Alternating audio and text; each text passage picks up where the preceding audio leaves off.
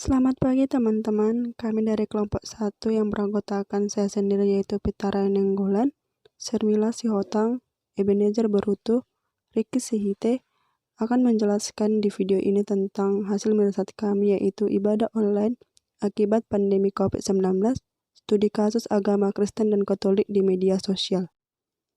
Berdasarkan latar belakang yang kami sajikan pada laporan riset kami, ada 3 rumusan masalah yang kami ambil. Yang pertama, apa yang melatar belakangi pelaksanaan ibadah online pada agama Kristen dan agama Katolik? Yang kedua, bagaimana tata ibadah pelaksanaan ibadah online pada agama Kristen dan agama Katolik?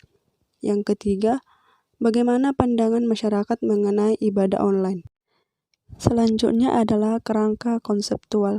Ada 2 kerangka konseptual yang kami ambil. Yang pertama itu adalah ibadah. Menurut Kamus Besar Bahasa Indonesia, ibadah adalah perbuatan untuk menyatakan bakti kepada Allah yang didasari ketaatan mengerjakan perintahnya dan menjauhi larangannya. Dan secara umum, ibadah memiliki arti yaitu segala sesuatu yang dilakukan manusia atas dasar patuh terhadap penciptanya sebagai jalan untuk mendekatkan diri kepadanya. Yang kedua, COVID-19.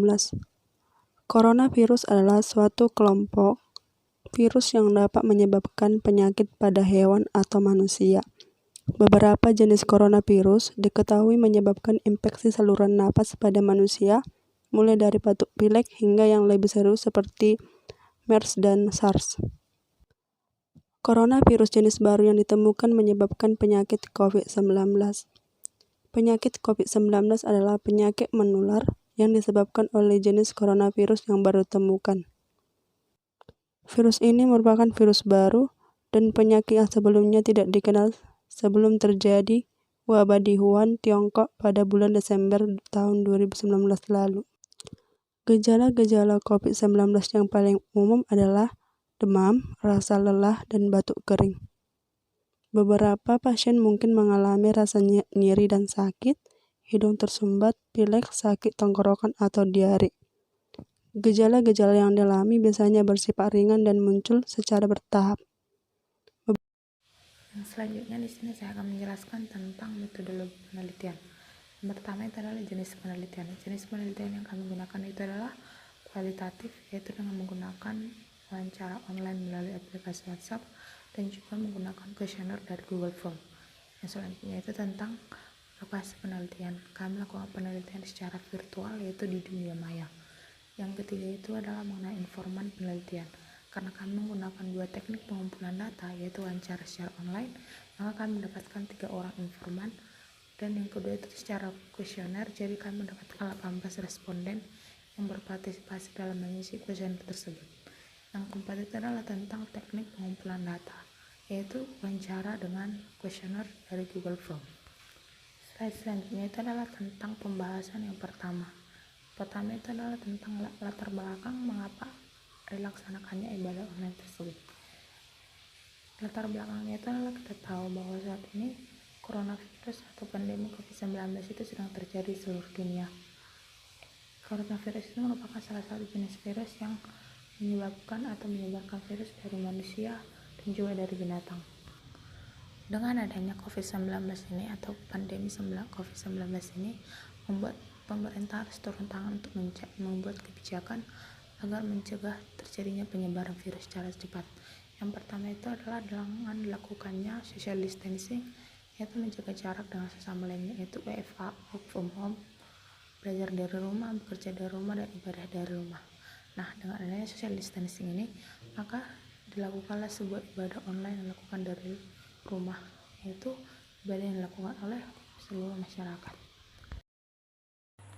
Baiklah, selanjutnya saya akan menjelaskan mengenai tata ibadah online pada agama Kristen dan Katolik.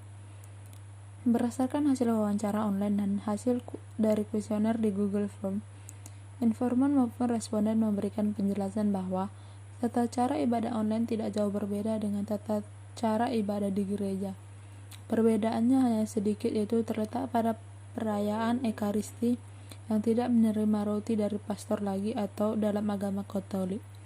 Pada agama Kristen, tidak ada perubahan dalam hal tata cara ibadahnya, tetap sama atau tata cara ibadah online dengan ibadah di gereja. Dan juga terkait dengan hal kenyamanan dalam beribadah, responden dan informan menyatakan jadi lebih tidak khusyuk. Contohnya itu ada informan yang mengatakan bahwa ada perbedaan, salah satunya dalam menerima atau mendengarkan firman Tuhan. Tentu berbeda yang kita rasakan mendengarkan firman Tuhan secara langsung pada saat di gereja dan mendengarkan firman Tuhan secara live streaming ini. Tentu penerimaannya juga berbeda, atau feel yang kita rasakan tentu berbeda. Dan juga itu dalam tingkat keseriusan tentu berbeda saat ibadah online yang kita lakukan dan yang dengan ibadah di gereja. Selanjutnya itu adalah ibadah online itu dilaksanakan melalui media apapun tanpa bertemu dengan berjabat langsung dengan saudara seiman kita. Di dalam rumah ibadah di dalam rumah. Sedangkan jika ibadah di tempat jika ibadah di gereja, tentu rasanya terasa hikmatnya karena dapat bertemu langsung dengan saudara seiman kita. Yang pertama saya akan menjelaskan di sini mengenai tentang pandangan masyarakat mengenai ibadah online.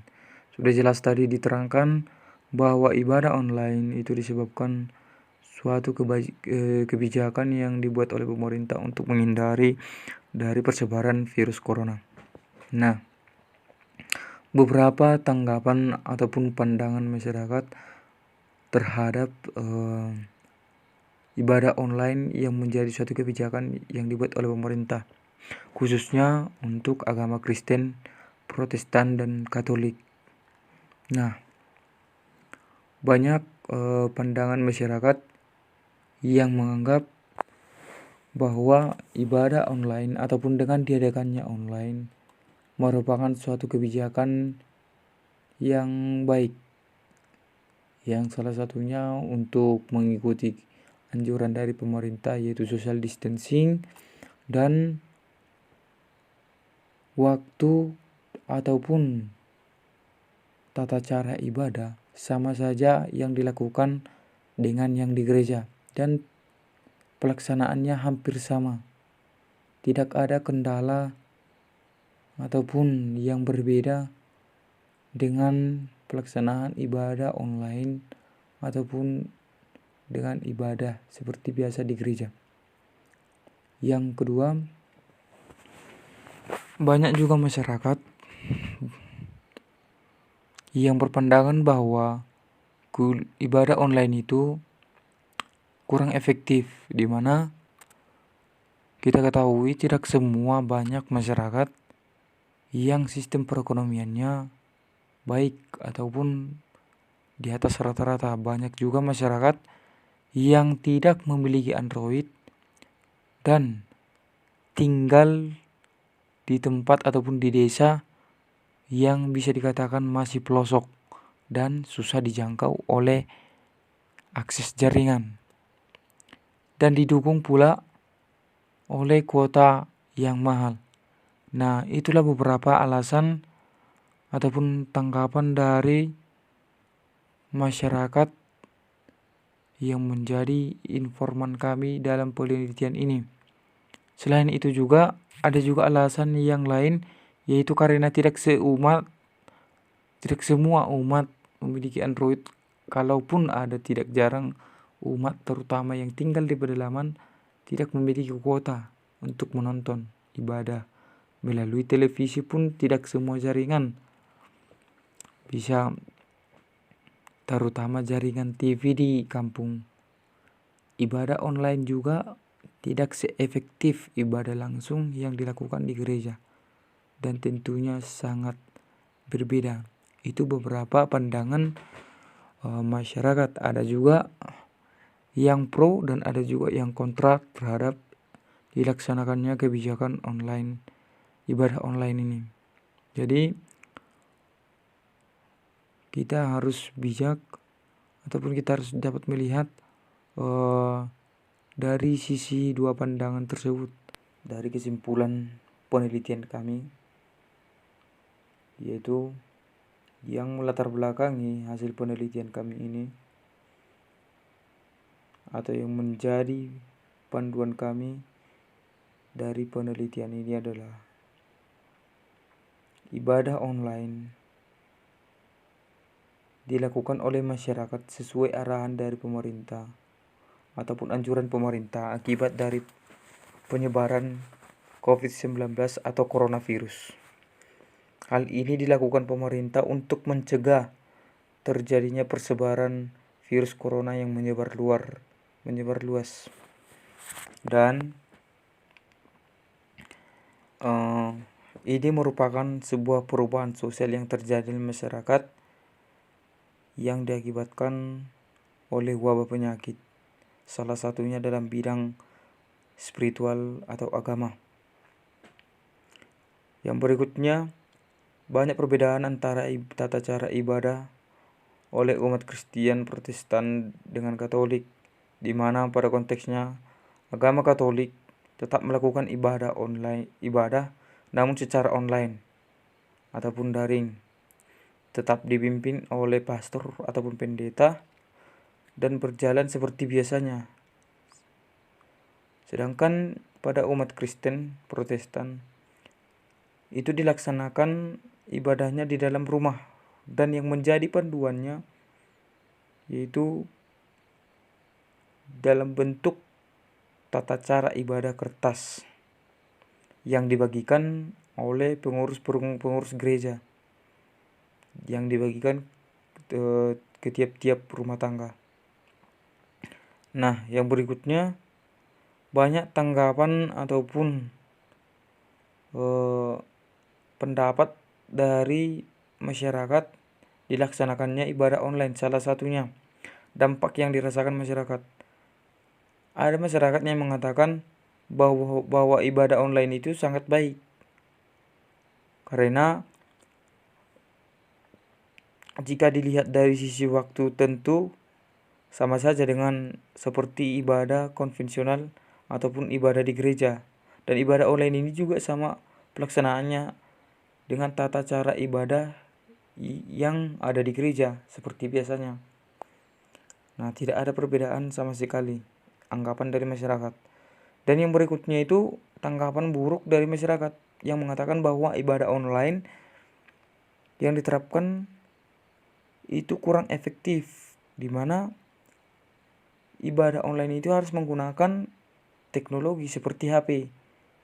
Masih banyak masyarakat yang masih tidak menggunakan Android, dan banyak juga masyarakat yang berada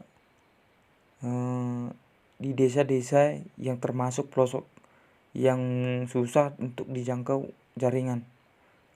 Dan yang terakhir itu susahnya mengakses internet karena mahalnya kuota internet yang dijual. Jadi sekianlah hasil kesimpulan kami. Terima kasih.